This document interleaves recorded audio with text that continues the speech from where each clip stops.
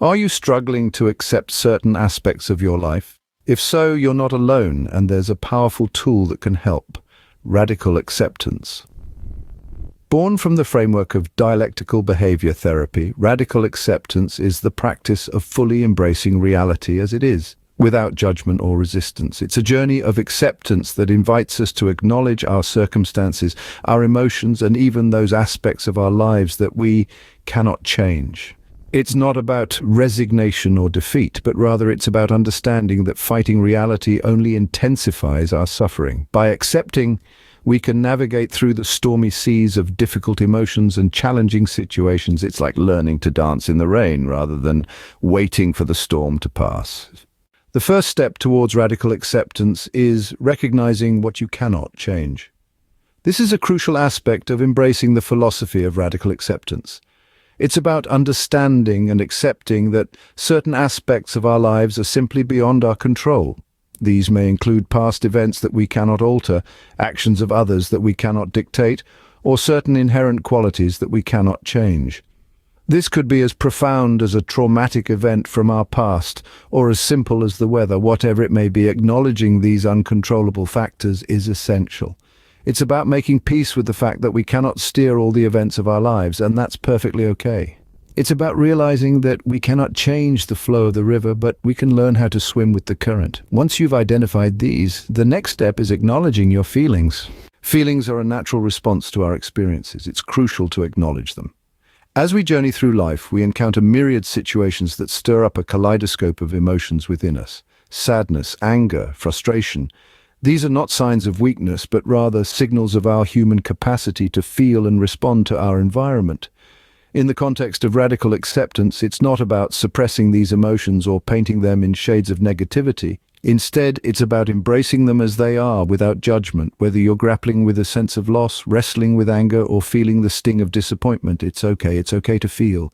These emotions are a part of you, a part of your story. They have a place in your narrative, and it's important to allow them that space. Acknowledge them, experience them, and watch them flow through you, like a river finding its way to the sea. After acknowledging your feelings, it's essential to let go of judgment.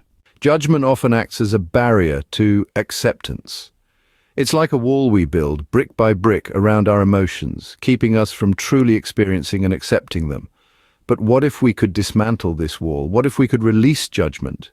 Releasing judgment isn't about ignoring or dismissing our feelings. Quite the opposite. It's about acknowledging them, accepting them as they are, without labeling them as good or bad, right or wrong. It's about viewing our emotions with a sense of curiosity and openness, rather than judgment or criticism. So how do we practice this non-judgmental observation? Start by simply acknowledging your feelings. I'm feeling sad. I'm feeling angry. No judgment, no analysis, just recognition. Then allow yourself to feel these emotions without trying to change them or push them away. Remember, it's perfectly natural to feel this way given the circumstances. Now that we've released judgment, let's focus on practicing mindfulness. Mindfulness is a powerful tool that aids in radical acceptance. It's like a compass, guiding us through the stormy seas of our emotions. In the journey of acceptance, it's not about avoiding the waves, but learning to surf them. Mindfulness helps us stay anchored in the present moment rather than getting swept away by past regrets or future anxieties.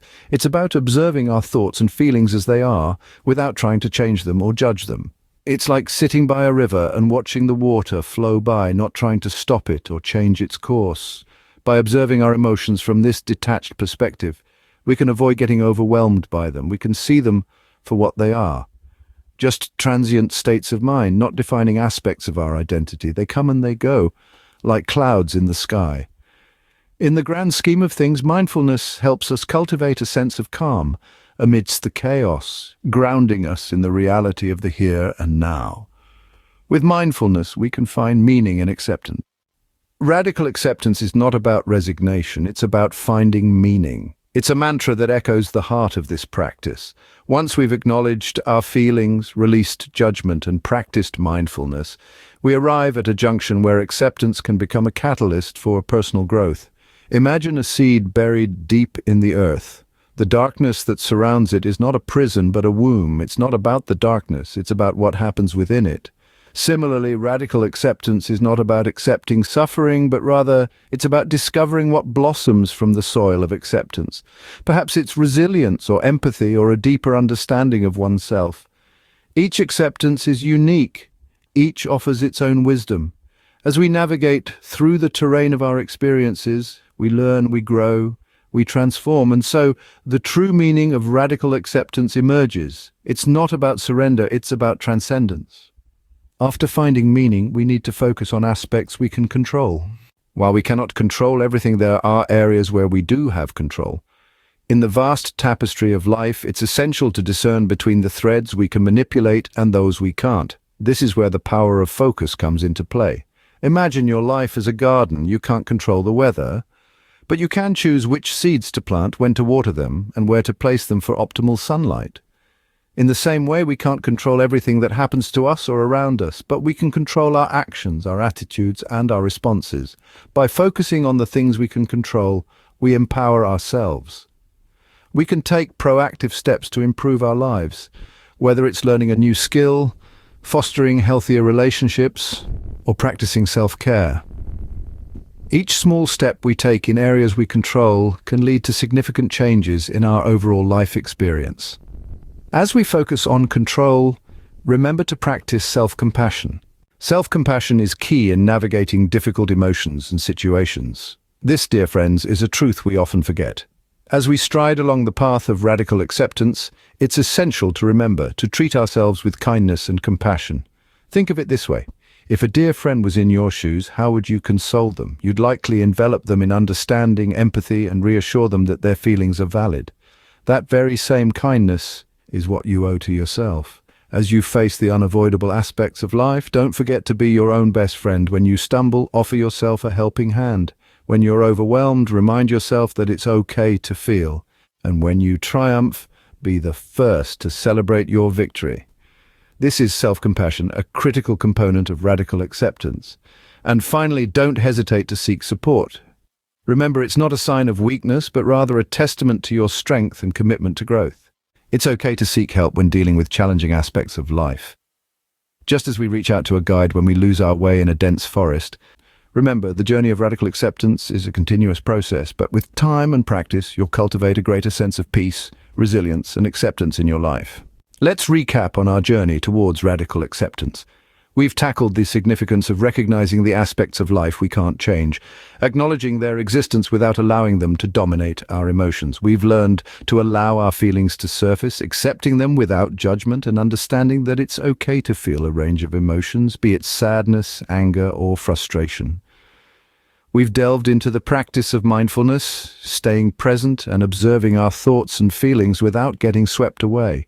We've also uncovered the meaning in acceptance, understanding that it's not about giving up, but finding purpose in our reality. We've acknowledged the importance of focusing on aspects we can control and taking proactive steps to better our lives. We've emphasized the need for self-compassion, treating ourselves with kindness, especially when navigating through difficult emotions or situations. Lastly, we've discussed the value of seeking support when needed. Thank you for joining us in this exploration of radical acceptance. Remember, it's not about the destination, but the journey. Keep practicing, and you'll find peace in acceptance.